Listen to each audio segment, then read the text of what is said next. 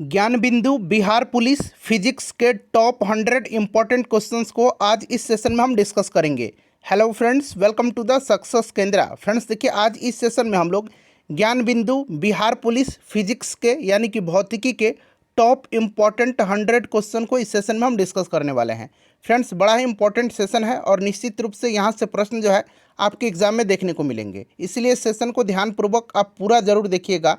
और देखिए, चैनल पर अगर आप पहली बार विजिट कर रहे हैं तो चैनल को सब्सक्राइब कर लीजिए और जो बगल में बेल आइकन है, घंटी का निशान है, उसको ज़रूर दबा लीजिएगा, ताकि जब भी इसी तरह का कोई भी इंपॉर्टेंट वीडियो बिहार पुलिस 19,838 पद से संबंधित अपलोड किया जाए तो उसका नोटिफिकेशन सबसे पहले आपके पास पहुंच जाए।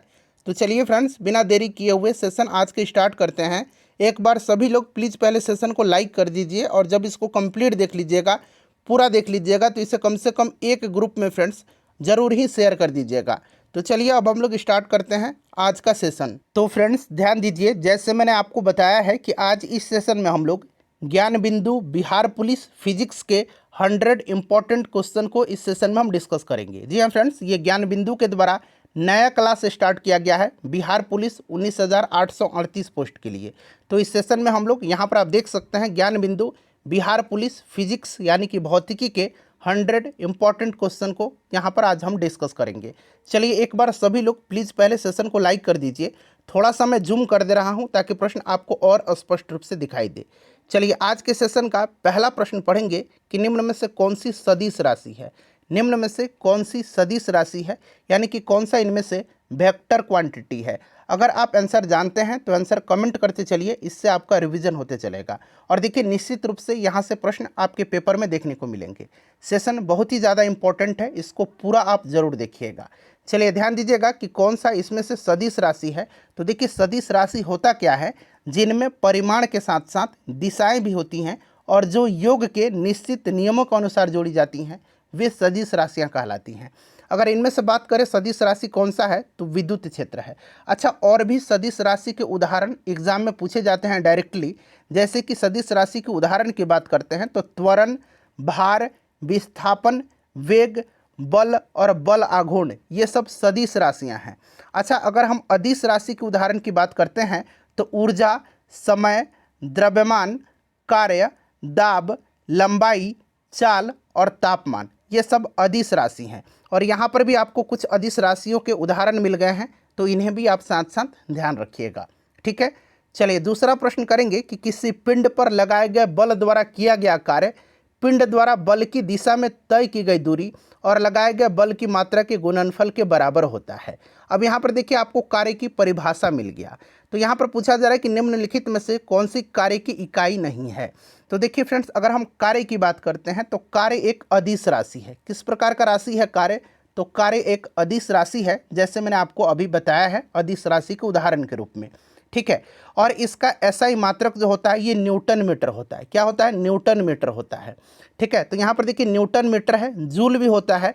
और देखिए, जैसे कि आपको यहाँ पर बताया गया है कि कार्य बराबर क्या होता है, तो कार्य बराबर होता है, कार्य बराबर क्या होता है फ्रेंड्स, कार्य बराबर होता है बल गुना विस्थापन, बल गुना विस्थापन होता है।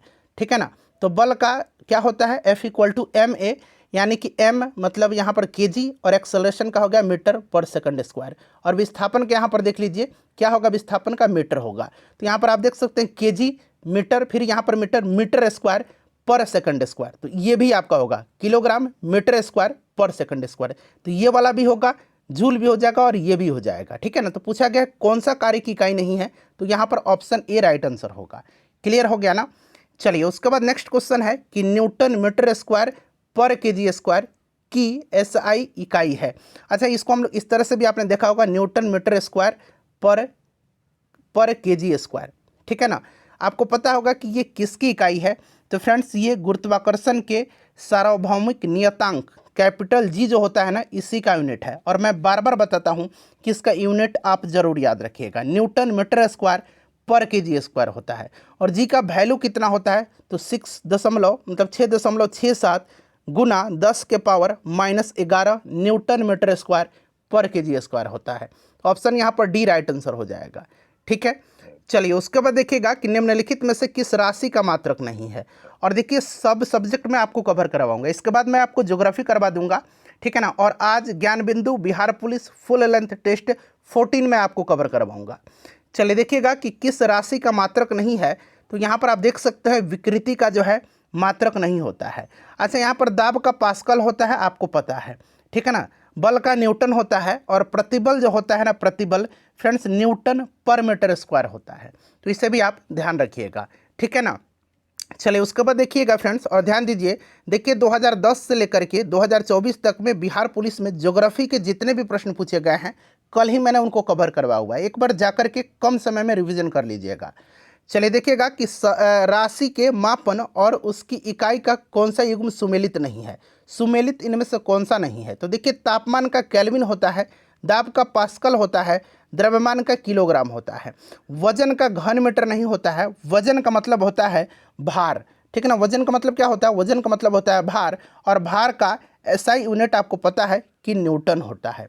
तो यहाँ पर ये गलत दिया गया है, ऑप्शन डी राइट आंसर हो जाएगा, जो कि सही सुमेलित नहीं है। नेक्स्ट क्वेश्चन है कि निम्नलिखित युग्मों में से कौन सा एक युग्म सही सुमेलित नहीं है। फिर से पूछा गया है कि सही सुमेलित नहीं है। देखिए, एक तरफ मात्रा दिया गया है और उनका ऐसा ही मात्रक दिया गया है। तो दाब का होता है पास्कल, लेंस की क्षमता को डायोप्टर में मापते हैं हम लोग, ठीक है ना।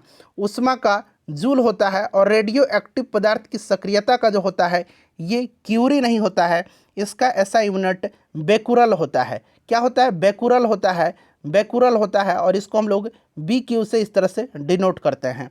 तो कौन सा इसमें से सही नहीं है? तो ऑप्शन डी करेक्ट आंसर हो जाएगा, ठीक है। रेडियो सक्रियता की खोज हेनरी बेकुरल ने किया था, तो इसीलिए इसका यूनिट बेकुरल रखा गया है। चलिए उसके बाद देखिएगा कि प्रकाश वर्ष किसके मापन की इकाई है। तो आपको पता होगा कि प्रकाश वर्ष जो होता है ना, ये किसकी मापन की इकाई होता है? तो एक वर्ष में निर्वात में प्रकाश के द्वारा चली गई दूरी होता है, ठीक है ना। तो ऑप्शन सी राइट आंसर हो जाएगा। और एक प्रकाश वर्ष यानी कि एक लाइट ईयर बराबर आपको पता है ना कि क्या होता है, ये पूछा जाता है। तो याद रखिएगा 9.46 गुना 10 के पावर 15 मीटर होता है, ठीक है ना। इसको ध्यान रखिएगा। ये आपका एक लाइट बराबर कितना होता है? 9.46 इंटू 10⁻15 मीटर होता है, ठीक है। उसके बाद देखिएगा यहाँ पर कह रहा है कि सूची 1 को सूची 2 से सम्मिलित करना है। एक तरफ भौतिक गुणधर्म है, दूसरी तरफ उनका इकाई दिया गया है। तो विद्युत धारा का यूनिट क्या होता है? पहले आप यहाँ पर देख लीजिए पूरा, इधर देख लीजिए क्या क्या दिया गया है। इधर एम्पियर और वोल्ट दिया गया है, ठीक है ना। तो विद्युत धारा का क्या होता है? विद्युत धारा का एम्पियर होता है। तो एम्पियर होता है विद्युत धारा का, ठीक है ना। ये चीज़ आपको पता है, विद्युत धारा का एम्पियर होता है, ठीक है। तो एम्पियर उधर था। वोल्टेज का यहाँ पर आप देख सकते हैं, वोल्टेज का भी दिया गया है, वोल्टेज का वोल्ट दिया गया है। तो यानी कि सी और डी देखिए, यहाँ पर भी है, यहाँ पर भी, ये वाला दोनों कैंसिल हो गया ना। चलिए, तो ए और डी में हमको ढूंढना है, ठीक है। उसके बाद देखिए आगे क्या दिया गया है? आगे दिया है वोल्टेज, ठीक है ना। वोल्टेज दिया गया, तो वोल्टेज का हो जाएगा आपका, इसमें से क्या हो जाएगा? वोल्टेज का हो गया, विद्युत धारा और वोल्टेज हो गया ना। अब यहाँ पर देखिए धारिता का दिया गया है, तो धारिता का इसमें से आपका क्या हो जाएगा? धारिता का हो जाएगा फैराडे, ठीक है ना। और टेस्ला हो जाएगा जो बचा हुआ है धारिता का, चुंबकीय क्षेत्र का, ठीक है। तो यहाँ पर राइट आंसर क्या हो जाएगा? CDBA। तो ऑप्शन नंबर यहाँ पर ए राइट आंसर हो जाएगा। चलिए देखिएगा कि रिएक्टर पैमाना यानी कि रिएक्टर स्केल से संबंधित निम्नलिखित कथन पर विचार करें, और देखिएगा इनमें से जो पूछा गया है कि सही कथन कौन सा है। इनमें से सही कथन आपको चुन करके बताना है यहाँ पर से, ठीक है। तो देखिए, इसका आविष्कार चार्ल्स एफ रिएक्टर के द्वारा 1935 में हुआ था, ये सही दिया गया है। और ये एकल भूकंप के कारण निर्मित ऊर्जा की मात्रा का वर्णन करता है। रिएक्टर स्केल का कोई ऊपरी सीमा नहीं है। तो यहाँ पर देखिए 1, 2 और 3 यहाँ पर सभी राइट आंसर हो जाएगा, ठीक है, ध्यान रखिएगा। चलिए उसके बाद देख लीजिएगा, अगला प्रश्न है कि खाली स्थान दिया गया है, एक उपकरण है जिसके द्वारा एक ही वस्तु की 2 अलग अलग तस्वीरों को एक साथ देखा जा सकता है। कौन सा ऐसा उपकरण है जिसके द्वारा एक ही वस्तु के 2 अलग अलग तस्वीरों को एक साथ देखा जा सकता है? तो फ्रेंड्स ये कौन सा है? तो ध्यान रखिएगा, ये आपका है स्टीरियोस्कोप। क्या है? स्टीरियोस्कोप है। अच्छा, यहाँ पर आप देख सकते हैं स्टेथोस्कोप दिया गया है, जो बार बार पूछा जाता है। हृदय की धड़कन सुनने के लिए इसका इस्तेमाल, आपने डॉक्टर को देखा होगा, आला ही स्टेथोस्कोप होता है, ठीक है। तो ध्यान रखिएगा, ऑप्शन यहाँ पर ए राइट आंसर हो जाएगा। देखिए, जिन 2 बिंदुओं के बीच विभवांतर को मापा जाना होता है, वोल्टमीटर उस बिंदुओं से कैसे जुड़ा है? बताएंगे। जिन 2 बिंदुओं के बीच विभवांतर को मापा जाना होता है, वोल्टमीटर जो है उन बिंदुओं से कैसे जुड़ा होता है। तो देखिए वोल्ट मीटर जो है दो बिंदुओं के बीच विभवांतर को मापा जाता है इससे, और ये समानांतर क्रम में जुड़ा होता है। ठीक है, समानांतर क्रम में, याद रखिएगा। चलिए उसके बाद देखिए उस उपकरण का नाम बताइए जिसका उपयोग मौसम वैज्ञानिकों द्वारा समतल सतह पर गोलार्ध के आपतन क्षेत्र से सौर विकिरण को मापने के लिए किया जाता है। बताइएगा, उस उपकरण का नाम पूछा गया है जिसका उपयोग मौसम विज्ञानियों द्वारा समतल सतह पर गोलार्ध के आपतन क्षेत्र से सौर विकिरण को मापने में किया जाता है। तो फ्रेंड्स ये कौन सा है, तो ये पायरियोमीटर है। ठीक है ना, पायरियोमीटर है। बाकी इसमें देखिए हाइग्रोमीटर आप जानते हैं, इसका उपयोग क्या करने में किया जाता है, तो हाइग्रोमीटर का उपयोग जो है नमी मापने में किया जाता है। ठीक है, बैरोमीटर का प्रयोग जो है ये दाब मापने में किया जाता है, वायु दाब, और एनेमोमीटर का प्रयोग जो है वायु की गति मापने में किया जाता है। ठीक है, चलिए उसके बाद देख लीजिएगा अगला प्रश्न है कि निम्नलिखित में से कौन सा विकल्प सही सुमेलित नहीं है। सही सुमेलित नहीं पूछा गया है। तो देखिए पेनिसिलिन की खोज अलेक्जेंडर फ्लेमिंग ने किया था, इलेक्ट्रिक बल्ब का एडिसन ने किया था, चेचक का टीका एडवर्ड जेनर ने किया था, और ये खोजा गया पहला टीका था। टीकाकरण की खोज इन्हीं ने किया था, एडवर्ड जेनर ने, इसीलिए इनको टीकाकरण का जनक माना जाता है। ठीक है ना, इनको प्रतिरक्षा प्रणाली का जनक कहा जाता है। देखिए टेलीफोन का खोज जो है ये जॉन लोगी बियर्ड्स ने नहीं किया था, जेएल बियर्ड्स ने जो है टेलीविज़न का आविष्कार किया था। टेलीफोन का आविष्कार इन्होंने नहीं किया था। टेलीफोन का आविष्कार किसने किया था, तो टेलीफोन का आविष्कार जो है अलेक्जेंडर ग्राहम बेल ने किया था। ठीक है ना, अलेक्जेंडर ग्राहम बेल ने किया था, तो यही वाला सुमेलित नहीं है। चलिए उसके बाद देख लीजिएगा, फिर से यहाँ पर आपका मिलान करना है। देखिए उपकरण है और उनका उपयोग दे रखा है। ठीक है, उपकरण है और यहाँ पर उनका उपयोग आपको बताना है। चलिए एक एक करके यहाँ पर हम लोग मिला लेंगे। तो यहाँ पर देखेंगे सेक्सटेंट का उपयोग किया जाता है वर्षा की मात्रा को मापने के लिए। ठीक है, उसके बाद देखिएगा यहाँ पर सुधार कर लीजिए, यहाँ पर जो आपका होगा ना ये यूडोमीटर होगा, यहाँ यूडोमीटर बना लीजिए। ठीक है ना, यहाँ पर आप यूडोमीटर बना लीजिए। क्या बना लीजिए, यूडोमीटर बना लीजिए। ठीक है, तो देखिए यूडोमीटर का हो जाएगा आपका विकिरित ऊष्मा की अल्प मात्रा को मापने के लिए। अच्छा, थर्मोपाइल का उपयोग यह आपका हो जाएगा दो दृश्यमान वस्तुओं के बीच की कोण मापता है, और पायरोमीटर किसी सतह के तापमान को मापता है। तो करेक्ट आंसर यहाँ पर आपका 4213 हो जाएगा, 4213। ठीक है ना, चलिए उसके बाद देख लीजिएगा फिर से मिलान करना है।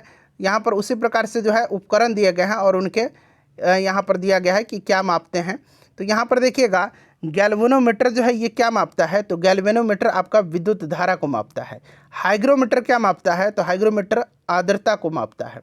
ठीक है ना, और मैनोमीटर क्या मापता है, तो मैनोमीटर जो है ये मापता है आपका गैस के दाब को, और टोनोमीटर जो है ये आपका आँख के आंतरिक दाब को मापता है। तो इस प्रकार से यहाँ पर आप देख सकते हैं ऑप्शन बी करेक्ट आंसर हो जाएगा।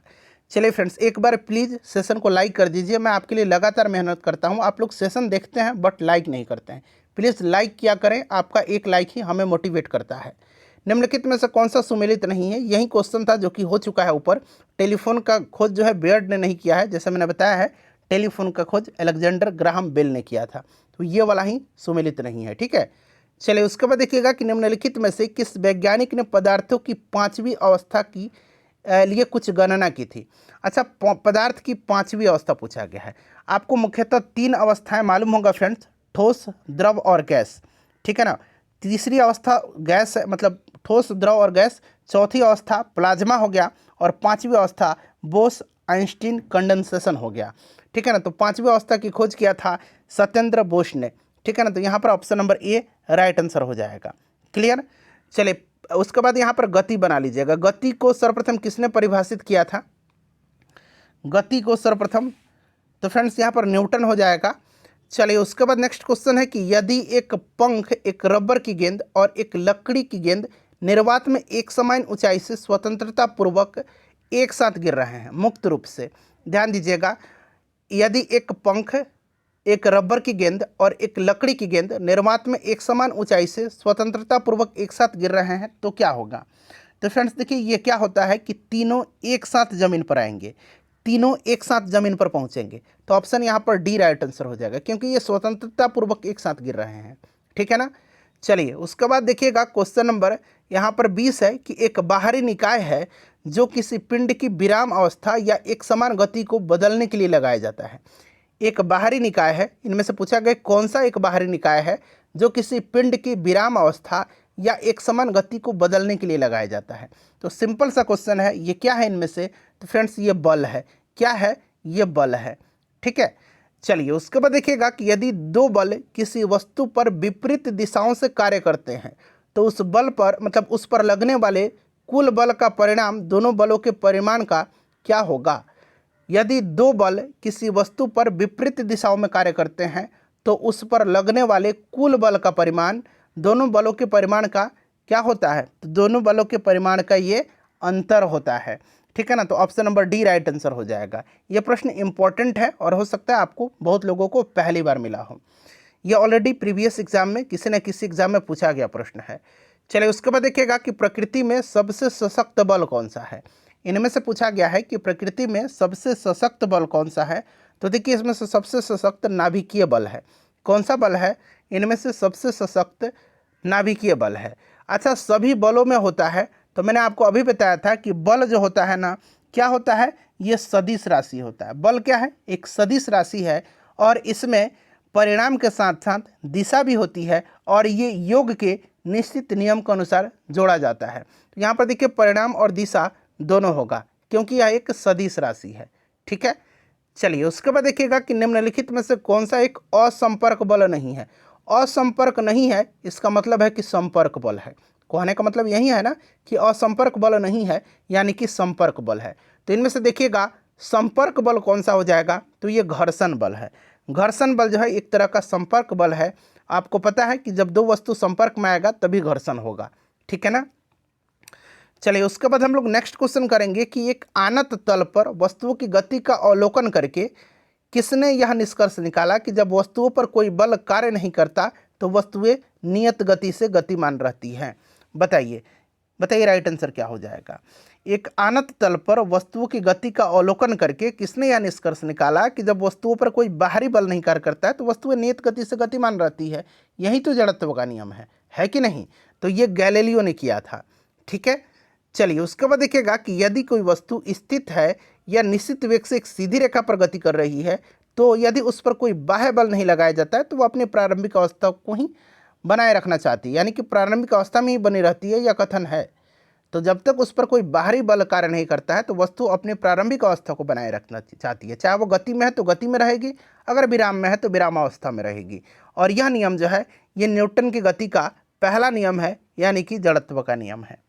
ठीक है, चलिए उसके बाद नेक्स्ट क्वेश्चन कर लेंगे कि गति के तीन नियम इनमें से किसके द्वारा प्रतिपादित किए गए थे? तो गति का तीन नियम जो है किसके द्वारा? न्यूटन के द्वारा।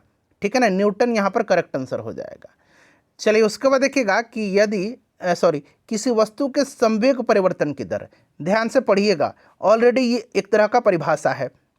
ठीक है ना, इसमें पूछा जा रहा है कि किसी वस्तु के संवेग परिवर्तन की दर बल की दिशा में आरोपित असंतुलित बल के समानुपाती होता है। इस नियम को क्या कहा जाता है? तो हमने पढ़ा होगा कि किसी वस्तु के संवेग परिवर्तन की दर बल की दिशा के आरोपित असंतुलित बल के समानुपाती होती है तथा संवेग परिवर्तन जो है इसमें से ना, संवेग परिवर्तन ये आरोपित बल की दिशा में ही होता है। यह न्यूटन की गति का दूसरा नियम है। ठीक है ना, F=ma पढ़ा है आपने ना। और न्यूटन की गति के दूसरे नियम से हमें बल का व्यंजक प्राप्त होता है, यानी कि मेजर ऑफ फोर्स प्राप्त होता है। तो ये दूसरा नियम है, ध्यान रखना आपको। चलिए उसके बाद देखिएगा कि फुटबॉल के खेल में एक गोलकीपर फुटबॉल को गोल में पकड़ने के बाद अपने हाथों को पीछे की ओर खींचता है। यह गोलकीपर को किस प्रकार सक्षम बनाता है? तो यहाँ पर ऑप्शन दिया गया है, आप देख सकते हैं। तो यहाँ पर राइट आंसर हो जाएगा संवेग परिवर्तन की दर को कम करने के लिए। संवेग परिवर्तन की दर को कम करने के लिए, यानी कि न्यूटन की ये दूसरा नियम के अनुसार। चलिए उसके बाद देखिएगा कि घर्षण कम करने वाले पदार्थों को क्या कहते हैं? घर्षण कम करने वाले पदार्थों को, तो फ्रेंड्स इनको स्नेहक कहा जाता है। स्नेहक कहा जाता है, लुब्रिकेंट्स कहा जाता है, ध्यान रखिएगा। चलिए ये वाला प्रश्न काफ़ी इंपॉर्टेंट है और आपको सेट में भी मिला होगा कि निम्नलिखित में से कौन सा घर्षण का सही क्रम है? तो देखिए तीन घर्षण होते हैं। एक तो आपका हो गया स्टैटिक घर्षण, यानी कि यहाँ पर देख सकते स्थैतिक घर्षण है। एक आपका घूर्णन घर्षण है, ठीक है ना, रोलिंग है, ठीक है। और एक आपका सर्पी घर्षण है। तो इनमें से देखिएगा बात करते हैं तो लोटनिक घर्षण जो है, रोलिंग घर्षण जो है, घूर्णन वाला, ठीक है ना, इसमें सबसे कम इसमें घर्षण होता है और स्थैतिक घर्षण में सबसे ज़्यादा घर्षण होता है। तो सबसे ज़्यादा स्थैतिक में होगा और सबसे ज़्यादा जो है रोलिंग सबसे कम रोलिंग में होगा। तो यही वाला क्रम सही दिएगा, सबसे ज़्यादा स्थैतिक में, फिर सर्पी में, फिर घूर्णन में। ठीक है, चलिए उसके बाद हम लोग नेक्स्ट क्वेश्चन कर लेंगे। अगला प्रश्न क्या है हमारा, हाँ चलिए अगला प्रश्न है हमारा कि बॉल बेयरिंग का उपयोग स्थैतिक घर्षण को निम्नलिखित में से किस में परिवर्तन करने के लिए किया जाता है, बताइए। राइट आंसर क्या हो जाएगा, तो देखिए इसमें जो है आपका रोलिंग घर्षण को, यहाँ पर ऑप्शन ए राइट आंसर हो जाएगा। बॉल बेयरिंग का उपयोग स्थैतिक घर्षण में रोलिंग घर्षण में परिवर्तन करने के लिए किया जाता है। ठीक है, अच्छा केंद्र की ओर लगने वाले बल का दूसरा नाम क्या है, केंद्र की ओर लगने वाले बल का दूसरा नाम क्या है, तो फ्रेंड्स ध्यान रखिएगा इसका नाम है अभिकेंद्रीय बल, यानी कि सेंट्रीपिटल फोर्स इसको कहा जाता है, सेंट्रीपिटल फोर्स। ठीक है ना, याद रखिएगा इसको। चलिए उसके बाद हम लोग नेक्स्ट क्वेश्चन कर लेंगे कि वॉशिंग मशीन का कार्यकारी सिद्धांत क्या है, यानी कि वॉशिंग मशीन किस सिद्धांत पर कार्य करता है। तो वॉशिंग मशीन जो है ना ये कार्य करता है अपकेंद्रन के सिद्धांत पर, अपकेंद्रन हो जाएगा ऑप्शन नंबर बी।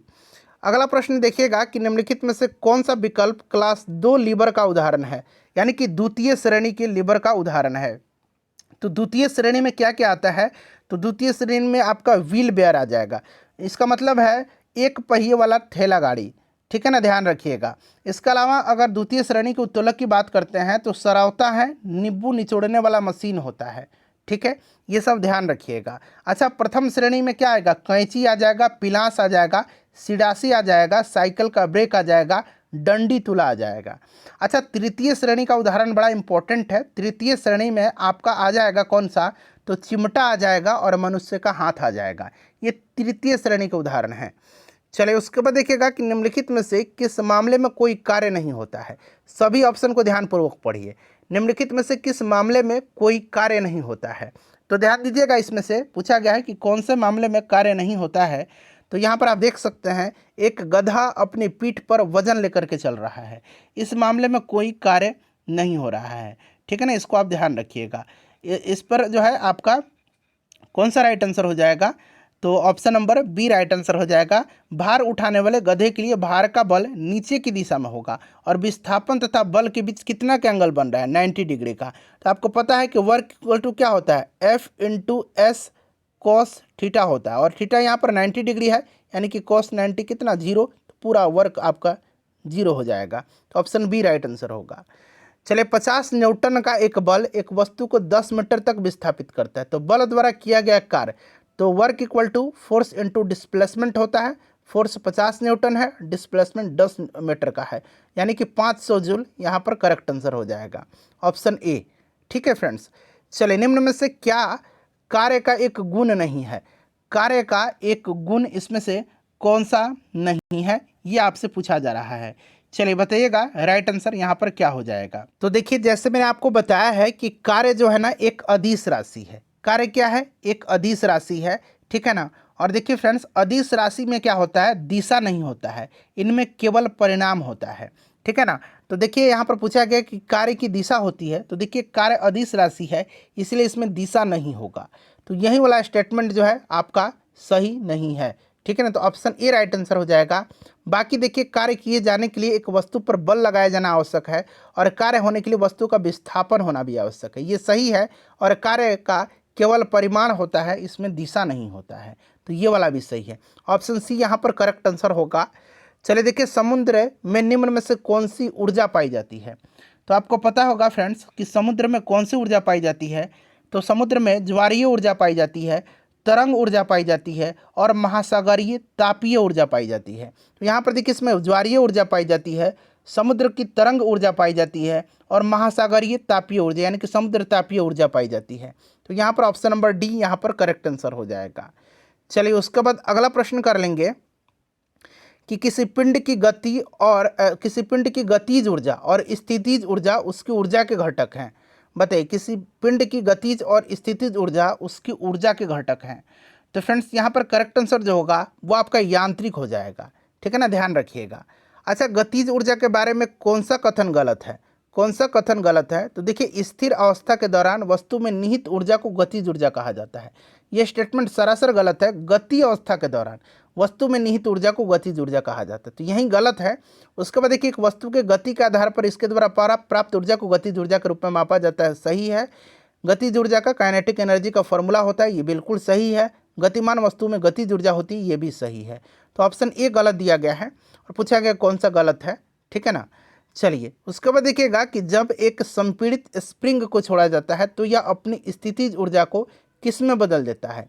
देखिए, जब संपीड़ित स्प्रिंग को छोड़ा जाता है तो यह अपनी स्थितिज ऊर्जा को गतिज ऊर्जा में बदल देता है, तो गतिज ऊर्जा में बदल देगा। नेक्स्ट क्वेश्चन हमारा कि निम्नलिखित में से क्या समान है? इनमें से पूछा गया है कि क्या समान है, बताइए। करेक्ट आंसर यहाँ पर क्या हो जाएगा? क्या इसमें से समान है, ठीक है। तो चलिए एक एक करके देख लेते हैं हम। तो देखिए, एक तीव्र गति से आता कंकड़ किसी व्यक्ति को चोट पहुंचा सकता है या खिड़की की कांच को तोड़ सकता है, बिल्कुल सही है।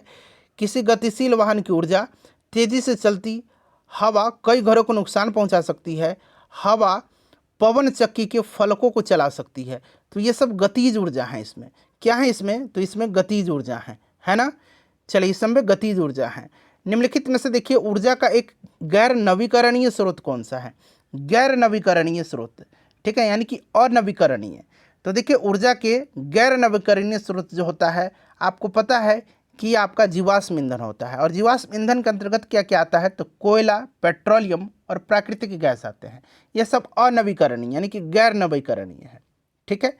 चलिए, उसके बाद देखिएगा कि निम्नलिखित में से कौन सा एक विद्युत ऊर्जा को प्रकाश ऊर्जा में रूपांतरित नहीं करता है?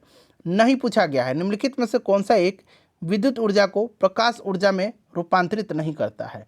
तो आप देख सकते हैं यहाँ पर लेजर करेगा, टेलीविजन सेट कर देगा, प्रकाश उत्सर्जक डायोड करेगा, मोमबत्ती नहीं करता है। मोमबत्ती नहीं करता है, ध्यान रखिएगा। मोमबत्ती रासायनिक ऊर्जा को प्रकाश और ऊष्मा ऊर्जा में परिवर्तित करता है, तो यहाँ पर मोमबत्ती राइट आंसर होगा। उसके बाद देखिएगा, सौर पैनल में कौन सी ऊर्जा मतलब किस ऊर्जा में रूपांतरित होती है? तो आपको पता होगा फ्रेंड्स कि सौर ऊर्जा में जो है, सोलर पैनल में सौर ऊर्जा को विद्युत ऊर्जा में परिवर्तित किया जाता है। सौर ऊर्जा को विद्युत ऊर्जा में परिवर्तित किया जाता है, ठीक है ना, इसको ध्यान रखिएगा। चलिए, उसके बाद देखिए, बैटरी में किस प्रकार का ऊर्जा रूपांतरण होता है? बैटरी में किस प्रकार का ऊर्जा रूपांतरण होता है? तो फ्रेंड्स ध्यान दीजिएगा, देखिए बैटरी में जो है ना, रासायनिक ऊर्जा को विद्युत ऊर्जा में रूपांतरित किया जाता है, तो यहाँ पर ऑप्शन आपका बी करेक्ट आंसर हो जाएगा। चलिए, उसके बाद नेक्स्ट क्वेश्चन है कि निम्नलिखित में से कौन सा नवीकरणीय ऊर्जा का स्रोत नहीं है? नवीकरणीय, तो देखिए इसमें से ये नवीकरणीय है बिल्कुल, ये वाला अनवीकरणीय है, नाभिकीय, ठीक है। अब देखिए यहाँ पर अगला प्रश्न में मिलान करना है, सूची 1 और सूची 2 दिया गया है। चलिए, मिलान करके हमको इसमें एक एक जो है मिलान करके बताना है। चलिए फ्रेंड्स, यहाँ पर हम लोग देखेंगे कि कार्य क्या हो जाएगा। तो कार्य का आपका हो जाएगा जूल, ठीक है। बैटरी का क्या हो जाएगा? तो बैटरी जो है आपका रासायनिक ऊर्जा को विद्युत ऊर्जा में बदलता है, अभी मैंने बताया। शक्ति का हो जाएगा आपका किलोवाट घंटा, और माइक्रोफोन ध्वनि ऊर्जा को विद्युत ऊर्जा में परिवर्तित करता है। तो यहाँ पर अब आप लोग मिला लीजिएगा, ठीक है ना। उस बल का नाम क्या है जिसमें पृथ्वी सब वस्तुओं की अपनी ओर खींचती है? सब वस्तुओं को अपनी ओर खींचती है, उस बल का नाम क्या है जिसमें पृथ्वी सब वस्तुओं को अपनी ओर खींचती है? तो सिंपल सा है, गुरुत्वाकर्षण बल है ये। उसके बाद देखिए, निम्नलिखित में से किससे ग्रह की गति के किसने जो है ग्रह की गति के 3 नियमों का प्रतिपादन करने का श्रेय दिया जाता है? किसे? ग्रह की गति के 3 नियम का।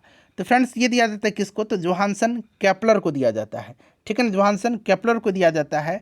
और पहला नियम अंडाकार कक्षा का नियम है। प्रत्येक ग्रह सूर्य के चारों ओर एक अंडाकार कक्षा में घूमता है, जिसमें सूर्य एक फोकस पर होता है। दूसरा नियम है क्षेत्रीय वेग का नियम, और ग्रह की गति से मिलाने वाली रेखा समान समय में समान क्षेत्रफल तय करती है। तीसरा नियम है आवर्तकाल का नियम, ठीक है ना। चलिए, उसके बाद देखिएगा कि द्रव में पूर्णतः आंशिक रूप से डूबे हुए किसी पिंड पर ऊपर की ओर लगने वाला उत्प्लावन बल, ध्यान रखिए कौन सा बल? उत्प्लावन बल, पिंड द्वारा विस्थापित द्रव के भार के बराबर होता है। यह कथन किससे संबंधित है? सिंपल सा क्वेश्चन है। उत्प्लावन का सिद्धांत दिया था किसने? तो आर्किमिडीज ने। तो यह आर्किमिडीज का सिद्धांत है, ठीक है। चलिए, उसके बाद देखिए, निम्नलिखित में से कौन सा आर्किमिडीज के सिद्धांत पर आधारित नहीं है? आर्किमिडीज के सिद्धांत पर आधारित नहीं है। तो यहाँ पर देखेंगे लैक्टोमीटर जो दूध की शुद्धता नापता है, ये आर्किमिडीज के सिद्धांत पर कार्य करता है। हाइड्रोमीटर भी आर्किमिडीज के सिद्धांत पर कार्य करता है।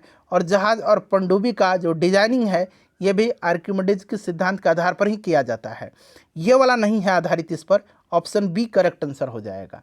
ठीक है, चलिए उसके बाद देखिएगा कि निम्नलिखित में से रॉकेट जो है ये किस सिद्धांत पर कार्य करता है। तो रॉकेट कई दफ़ा मैंने बताया कि न्यूटन के गति के तीसरे नियम, न्यूटन की गति का थर्ड लॉ और संवेग संरक्षण के सिद्धांत पर कार्य करता है। तो ये दोनों याद रखना है, थर्ड लॉ पर भी कार्य करता है और संवेग संरक्षण के सिद्धांत पर भी ये कार्य करता है। ठीक है, देखिए समतल सतह पर गिराए जाने पर जल की बूंदें हमेशा गोल आकार क्यों धारण कर लेती है।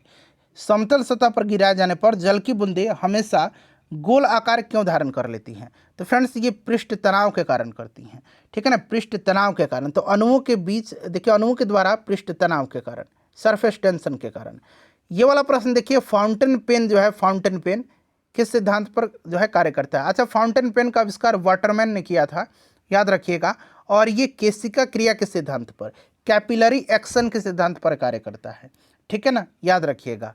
372 डिग्री सेंटीग्रेड को केल्विन पैमाने पर परिवर्तित करना है। तो अगर फॉर्मूला याद होगा, C/100 इक्वल टू K-273/100।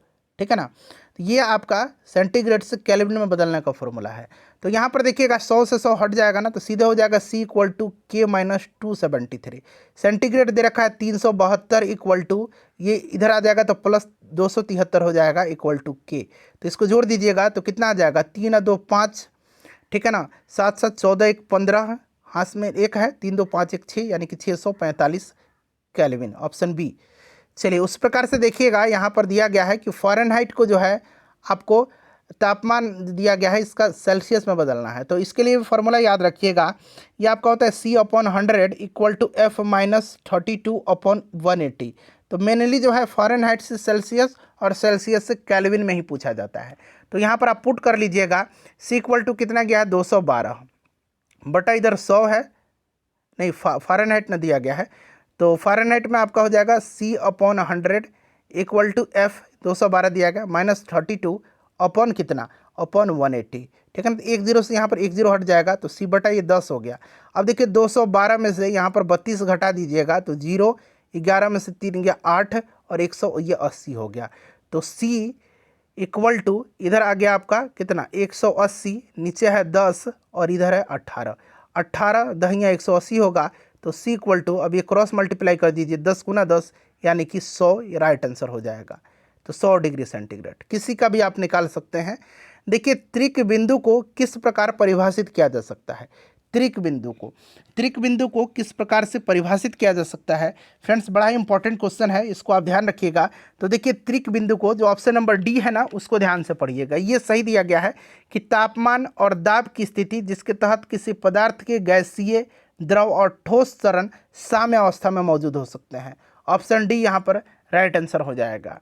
चलिए उसके बाद देखिएगा, एक पंखा गर्मी के मौसम में आराम की अनुभूति उत्पन्न करता है, क्योंकि एक पंखा गर्मी के मौसम में आराम की अनुभूति उत्पन्न करता है क्योंकि हमारा पसीना तेज़ी से वाष्पित होता है। तो ये वाष्पीकरण के कारण होता है। उसके बाद देखिए, शीतलन क्रिया दौरान गैस को द्रव में बदलने की क्रिया को क्या कहा जाता है। शीतलन क्रिया के दौरान गैस को द्रव में बदलने की क्रिया को क्या कहा जाता है। तो फ्रेंड्स इसको कंडेंसेशन कहा जाता है, यानी कि इसको हम लोग संघनन बोलते हैं। इसको क्या बोलते हैं, संघनन बोलते हैं। ठीक है ना। अच्छा, यहाँ पर संगलन दिया गया है। संगलन क्या है, तो गर्म करके ठोस को द्रव में बदलने की क्रिया है। ऊर्ध्वपातन तो आपको पता है, ऊर्ध्वपातन होगा तरल अवस्था में परिवर्तित हुए बिना, यानी कि तरल में आए बिना सीधे ठोस में, ठोस से गैसीय में परिवर्तन। ठीक है। हिमीकरण आपका है शीतलन करके द्रव को ठोस में बदलने की क्रिया। खाली स्थान दिया गया है का प्रयोग स्वचालित हीटिंग उपकरण में तापमान को नियंत्रित करने के लिए किया जाता है। किसका प्रयोग स्वचालित हीटिंग उपकरण में तापमान को नियंत्रित करने के लिए किया जाता है, चलिए बताइएगा। तो फ्रेंड्स ये आपका थर्मोस्टेट है, थर्मोस्टेट है। अच्छा, रेक्टिफायर का उपयोग पूछा जाता है, तो रेक्टिफायर का उपयोग प्रत्यावर्ती धारा को दिष्ट धारा में, यानी कि एसी को डीसी में बदलने के लिए किया जाता है। प्रत्यावर्ती धारा को दिष्ट धारा में बदलने के लिए रेक्टिफायर का उपयोग किया जाता है। इसका आंसर होगा कि थर्मोस्टेट, यहाँ पर होगा आपका थर्मोस्टेट। थर्मोस्टेट का उपयोग जो है स्वचालित हीटिंग उपकरणों में तापमान को नियंत्रित करने के लिए किया जाता है। देखिए, किसी दोलक द्वारा एक आयाम पूरा करने में लिया गया समय क्या कहलाता है? किसी दोलक के द्वारा एक आयाम पूरा करने में लिया गया समय क्या कहलाता है? तो फ्रेंड्स, ये समय जो है क्या कहलाता है? यह समय आवर्त कहलाता है। क्या कहलाता है? आवर्त कहलाता है। ध्यान रखिएगा, आवृत्ति नहीं, आवर्त कहलाता है। आवर्त काल आपने पढ़ा है ना। चलिए, एक साधारण लोलक की समय सीमा खलेस्थन दिया गया है पर निर्भर करती है। एक साधारण लोलक की समय सीमा किस पर निर्भर करती है, ये आपसे पूछा जा रहा है। तो फ्रेंड्स, ये लोलक की लंबाई पर निर्भर करती है। किस पर? लोलक की लंबाई पर निर्भर करती है। नेक्स्ट क्वेश्चन है कि निम्नलिखित में से कौन सी एक विद्युत चुंबकीय तरंग नहीं है? इसमें से देखिए विद्युत चुंबकीय तरंग नहीं है। तो देखिए, इसमें से विद्युत चुंबकीय तरंग नहीं कौन सा है? तो देखिए, ये ध्वनि तरंग नहीं है। बाकी प्रकाश तरंग, सूक्ष्म तरंग, रेडियो तरंग विद्युत चुंबकीय तरंग है। और भी कुछ विद्युत चुंबकीय तरंग हैं, जैसे कि गामा किरण, एक्स किरण, परावैंगनी किरण, दृश्य प्रकाश जिसको कि विजिबल लाइट बोला जाता है, औरक्त किरण, सूक्ष्म तरंग जैसे कि यहाँ पर दिया गया है, रेडियो तरंग, प्रकाश तरंग, ये सब विद्युत चुंबकीय तरंग होते हैं, ध्वनि नहीं है। देखिए, दृश्यमान विकिरण यानी कि विजिबल रेडिएशन की खोज किसने किया था? तो विजिबल रेडिएशन की खोज, दृश्य प्रकाश की खोज जो है, ये किसने किया था फ्रेंड्स? तो ये न्यूटन ने किया था। याद रखिएगा, किसने किया था? न्यूटन ने किया था। अच्छा, हेनरी बेकुरल ने किसका खोज किया था? तो इन्होंने गामा किरण का खोज किया था। इन्होंने गामा किरण का खोज किया था। अच्छा, विल्हेम रॉन्जन ने किसका खोज किया था? तो एक्स किरण का खोज किया था। मार्कोनी ने किसका खोज किया था? तो मार्कोनी ने जो है दीर्घ रेडियो तरंग का खोज किया था। ठीक है ना, दीर्घ रेडियो, लॉन्ग रेडियो वेव का खोज किया था। और शॉर्ट रेडियो वेव्स यानी कि लघु रेडियो तरंग का खोज हेनरिक हर्ट्ज ने किया था। सब ध्यान रखिएगा। निम्नलिखित में से देखिए कौन सी तकनीक हमारे शरीर के अंदर के अंगों और संरचनाओं को देखने के लिए एक बड़े चुंबक और रेडियो तरंगों के संयोजन का उपयोग करती है? बताइएगा, निम्नलिखित में से कौन सा तकनीक हमारे शरीर के अंदर के अंगों और संरचनाओं को देखने के लिए एक बड़े चुंबक और रेडियो तरंगों के संयोजन का उपयोग करती है? तो देखिए, इनमें से ये दोनों नहीं होगा। ठीक है ना, यहाँ पर होगा मैग्नेटिक रेजोनेंस इमेजिंग, जिसको कि शॉर्ट में हम लोग बोलते हैं MRI। कभी कभी आपसे MRI का फुल फॉर्म भी पूछता है, तो मैग्नेटिक रेजोनेंस इमेजिंग, ध्यान रखिएगा।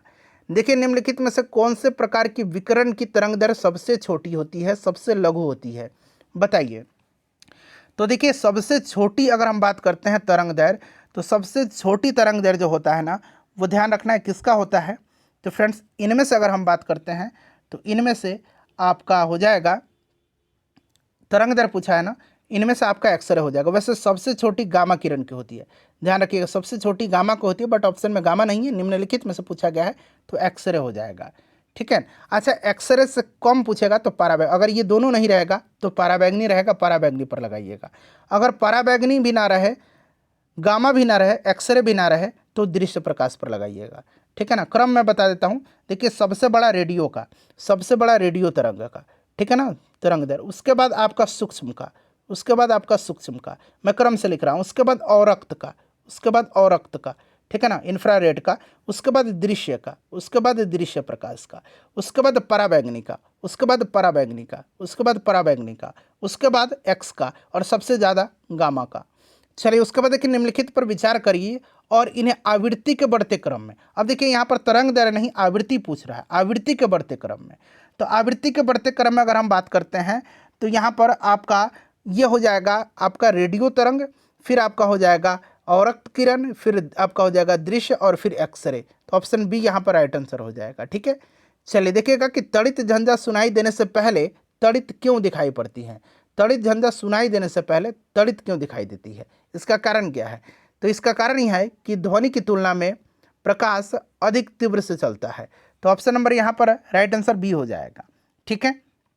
चलिए, देखिएगा कि निम्नलिखित में से किस पदार्थ में ध्वनि की गति सबसे अधिक होती है? इनमें से सबसे अधिक ध्वनि, अच्छा, ध्वनि जो है निर्वात में गमन नहीं करती है, निर्वात में ध्वनि की गति शून्य होती है। सबसे ज़्यादा ठोस में होता है, उसके बाद द्रव्य में, और फिर सबसे कम गैस में। इनमें से अगर बात करते हैं तो एल्युमिनियम में सबसे ज़्यादा होगा। एल्युमिनियम में जो है इसका वेग होता है 6420, याद रखिएगा, 6420 मीटर पर सेकंड। चलिए, उसके बाद देखिएगा कि ध्वनि किस माध्यम में तेज यात्रा करती है?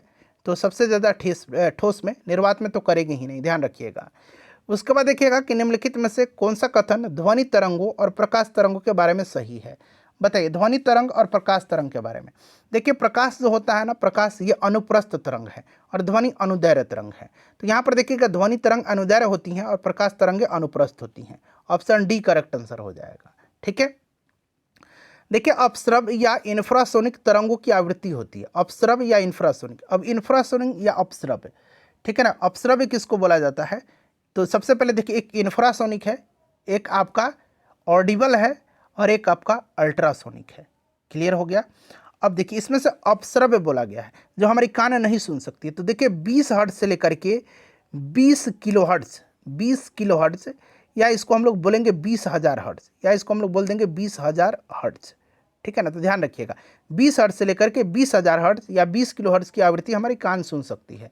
ठीक है ना, इसको बोलते हैं ऑडिबल यानी कि श्रव्य इसको बोलते हैं। ठीक है ना, और 20,000 हर्ट्ज यानी कि 20 किलो हर्ट्ज से जो ज़्यादा होता है उसको पराश्रव्य बोलते हैं, उसको अल्ट्रासोनिक बोलते हैं।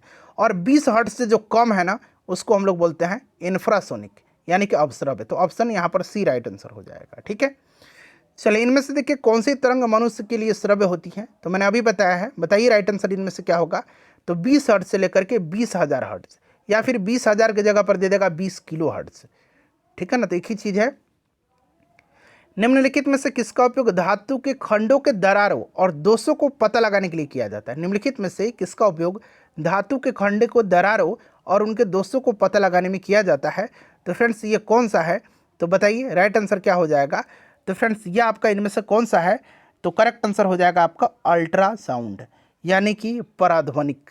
ठीक है, अच्छा गर्भ में भ्रूण के विकास को जानने के लिए निम्नलिखित में से किस किरण या तरंग का उपयोग किया जाता है? बताइएगा। तो फ्रेंड्स इसमें आपका किसका उपयोग किया जाता है जल्दी से बता दीजिए। तो करेक्ट आंसर आपका हो जाएगा कौन सा? तो आपका हो जाएगा पराध्वनि तरंग। ठीक है, चलिए उसके बाद अगला प्रश्न है हमारा कि मान लीजिए कि किसी लड़के के सामने एक जादुई दर्पण रखा है। अब प्रश्न यहाँ से सुनिए कि परिणाम स्वरूप लड़का देखता है कि उसके सिर का प्रतिबिंब समान आकार का है, यानी कि सबसे ऊपर कौन सा दर्पण रखा गया है? समान आकार में है। तो आप समझ सकते हैं कि सबसे ऊपर आपका अवतल दर्पण है।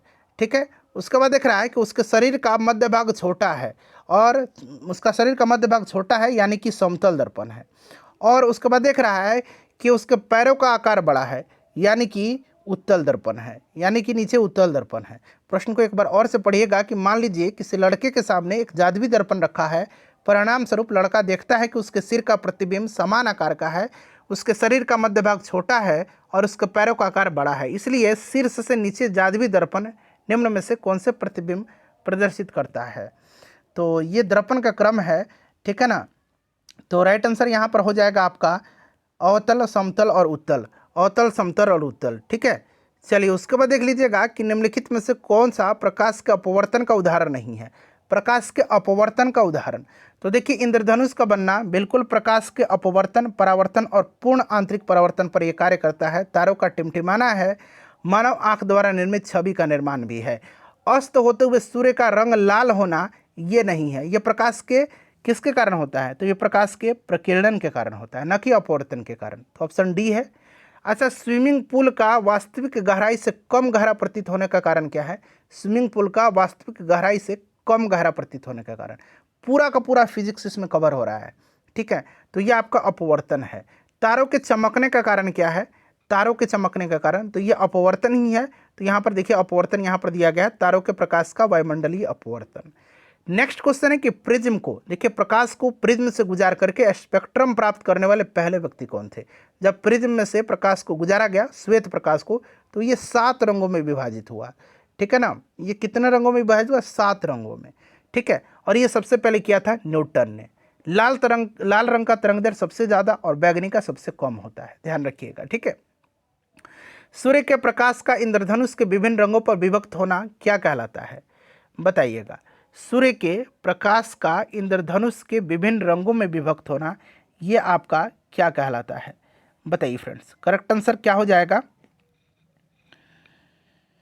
तो फ्रेंड्स इसको कहा जाता है डिस्पर्सन ऑफ लाइट, प्रकाश का विक्षेपण इसको कहा जाता है। सूर्य के प्रकाश का इंद्रधनुष के विभिन्न रंगों में बदलना प्रकाश का ये आपका वर्ण विक्षेपण कहलाता है, प्रकाश का वर्ण विक्षेपण कहलाता है। ठीक है ना, चलिए उसके बाद मैंने बताया था कि इंद्रधनुष में आपको पता है ना कि परावर्तन, पूर्ण आंतरिक परावर्तन और अपवर्तन का ये एक अच्छा उदाहरण है। और दो तरह का इंद्रधनुष होता है, एक प्राथमिक और एक द्वितीयक, सेकेंडरी। प्राथमिक में जो है लाल रंग बाहर होता है और बैगनी अंदर होता है। प्राथमिक में क्या होता है, प्राथमिक में लाल रंग बाहर होता है। प्राथमिक में लाल जो है, लाल वो बाहर होता है, लाल क्या होता है, बाहर होता है, और बैगनी अंदर होता है, बैगनी अंदर होता है, ठीक है ना, अंदर होता है। और इसी प्रकार से आप देखिएगा जो द्वितीय है, द्वितीयक में बैगनी बाहर होगा और लाल अंदर होगा। चलिए देखिएगा, एक मानक स्रोत के रूप में किसी अज्ञात स्रोत से निर्मित प्रकाश की तीव्रता को मापने के लिए किस उपकरण का प्रयोग किया जाता है, बताइएगा। करेक्ट आंसर क्या हो जाएगा, अज्ञात स्रोत से उत्पन्न प्रकाश की तीव्रता को मापने के लिए, ठीक है ना, किस उपकरण का उपयोग किया जाता है। तो फ्रेंड्स ये आपका फोटोमीटर है, फोटोमीटर, ठीक है। नेक्स्ट क्वेश्चन है कि यदि किसी व्यक्ति को दूर की वस्तु स्पष्ट रूप से दिखाई नहीं देती है, दूर की वस्तु ही दिखाई नहीं देती है, तो उसे कौन सा दृष्टि दोष है और उसे कैसे सही किया जा सकता है, बताइए। तो फ्रेंड्स यहाँ पर आप ध्यान दीजिएगा, यानी कि दूर की वस्तु दिखाई नहीं देती, यानी कि उसको निकट दृष्टि दोष है। उसको सबसे पहले देखिए, उसको निकट दृष्टि दोष है, और निकट दृष्टि दोष को अवतल लेंस का उपयोग करके ठीक किया जाता है, और दीर्घ दृष्टि दोष को उत्तल लेंस का उपयोग करके ठीक किया जाता है, ठीक है ना। चलिए उसके बाद देख लीजिएगा कि अभिनेत्र लेंस द्वारा किसी वस्तु या किसी प्रकार का प्रतिबिंब रेटिना पर बनाया जा सकता है, बताइए। अभिनेत्र लेंस द्वारा किसी वस्तु या किसी प्रकार का प्रतिबिंब जो है रेटिना पर बनाया जाता है। तो रेटिना पर जो है ना, अभिनेत्र लेंस जो है रेटिना पर वस्तु का वास्तविक उल्टा और छोटा प्रतिबिंब बनाता है, वास्तविक उल्टा और छोटा प्रतिबिंब बनाता है, ध्यान रखिएगा। देखिएगा कि मानव नेत्र का वह भाग जिस पर प्रतिबिंब बनता है क्या कहलाता है, तो मानव नेत्र का प्रतिबिंब रेटिना पर बनता है। और मानव नेत्र दान में क्या दान किया जाता है, कॉर्निया को दान किया जाता है। धातु के तार में बिजली का प्रवाह किससे बना होता है, धातु के तार में बिजली का प्रवाह ये किससे बना होता है, तो ये मुक्त इलेक्ट्रॉन के कारण होता है, ठीक है ना। तो मुक्त इलेक्ट्रॉन के कारण होगा, तो यहाँ पर आप देख सकते हैं मुक्त इलेक्ट्रॉन के कारण। चलिए, गैल्वेनीकरण लोहे पर किसकी पतली परत विलेपित करके उसे जंग लगाने से बचाने की विधि है। तो देखिए, गैल्वेनाइजेशन के द्वारा लोहे को जंग से बचाया जाता है, और गैल्वेनाइजेशन में जिंक की पतली परत चढ़ाई जाती है, जिंक की, ठीक है ना, किसकी, जिंक की। उसके बाद देखिएगा कि चुंबक के उत्तरी ध्रुव पर चुंबकीय क्षेत्र रेखाएं खाली स्थान दिया गया होती हैं। तो चुंबक के उत्तरी ध्रुव पर जो है चुंबकीय क्षेत्र रेखाएं ध्रुव से बाहर की ओर निकलती हैं, तो ध्रुव से निकलने वाली रेखाएं होती हैं। अगला प्रश्न है कि परमाणु के नाभिक में कौन सा मूलकण होता है, तो नाभिक में प्रोटॉन और न्यूट्रॉन होते हैं। नाभिक में क्या होता है, तो नाभिक में प्रोटॉन और न्यूट्रॉन होते हैं, और इलेक्ट्रॉन बाहर कक्षा में चक्कर लगाता है, तो नाभिक में प्रोटॉन और न्यूट्रॉन होंगे। सितारों में प्लाज्मा बनने का कारण क्या है, सितारों में प्लाज्मा बनने का कारण अत्यधिक उच्च तापमान है। तो यहाँ पर देखिए ऑप्शन ए ही इसका राइट आंसर हो जाएगा, ठीक है, अत्यधिक उच्च तापमान। चलिए उसके बाद देखिएगा कि निम्नलिखित विद्युत चुंबकीय विकिरणों में से किसकी ऊर्जा अधिक होती है। इनमें से पूछा गया है कि किसकी ऊर्जा अधिक होगी, बताइए। इनमें से किसकी ऊर्जा अधिक होगी। देखिए सबसे अधिक ऊर्जा होती है गामा की, सबसे अधिक ऊर्जा होगी गामा की, ठीक है, सबसे अधिक ऊर्जा गामा की। बट इसमें गामा नहीं दिया गया है, तो यहाँ पर आपका एक्स किरण होगा, ठीक है ना। चलिए उसके बाद देखिएगा E=mc² नामक सूत्र की खोज किसने किया था। E=mc², यह समीकरण द्रव्यमान और ऊर्जा के बीच संबंध को दर्शाता है और बताता है कि द्रव्यमान को ऊर्जा में और ऊर्जा को द्रव्यमान में बदला जा सकता है। और ये खोज किया था अल्बर्ट आइंस्टाइन ने, और इनको 1921 में नोबेल पुरस्कार दिया गया था, और 1922 में इनको इससे सम्मानित किया गया था। इनमें से देखिएगा कि नाभिकीय भौतिकी के जनक रूप में जाना जाता है किनको, नाभिकीय भौतिकी के जनक रूप में। तो फ्रेंड्स ये किसको जाना जाता है, तो ये जाना जाता है नाभिकीय भौतिकी के जनक रूप में अर्नेस्ट रदरफोर्ड को। तो यहाँ पर आप देख सकते हैं ई रदरफोर्ड दिया गया है। अच्छा अगला प्रश्न है कि सूर्य में सौर ऊर्जा के उत्पादन के समय निम्न में से कौन सी अभिक्रिया संपन्न होती है।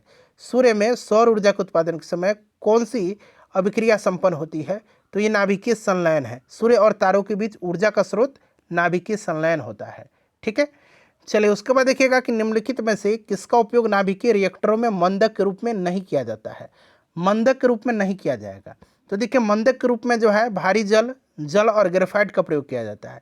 बोरॉन का प्रयोग नहीं किया जाता है, बोरॉन का प्रयोग नहीं किया जाता है, ध्यान रखिएगा, क्लियर। बोरॉन का प्रयोग नहीं किया जाता है। बोरॉन का प्रयोग जो है इसका न्यूट्रॉन ऑब्जर्वर के रूप में किया जाता है, ठीक है ना, मंदक के रूप में नहीं किया जाता है, इसका उपयोग न्यूट्रॉन ऑब्जर्वर के रूप में किया जाता है। अच्छा देखिएगा कि अर्धचालक इनमें से कौन सा है, सेमीकंडक्टर। तो आपको पता है कि सेमीकंडक्टर कौन कौन होता है, सिलिकॉन, जर्मेनियम, ये सब होता है। तो यहाँ पर देखिए जर्मेनियम दिया गया है, इसको जर्मेनियम को जी से डिनोट किया जाता है, ठीक है ना। तो ये ऑप्शन डी होगा।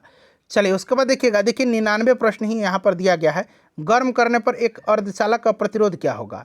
तो गर्म करने पर अर्धचालक का प्रतिरोध घटता है। फ्रेंड्स अपना स्कोर जरूर बताइएगा, सेशन को लाइक कर दीजिए, शेयर कर दीजिए। पीडीएफ टेलीग्राम पर मिलेगा, टेलीग्राम चैनल का नाम है सक्सेस केंद्रा क्विज, वहाँ पर जुड़िएगा। 16-17 हज़ार वहाँ पर जो है मेंबर हैं।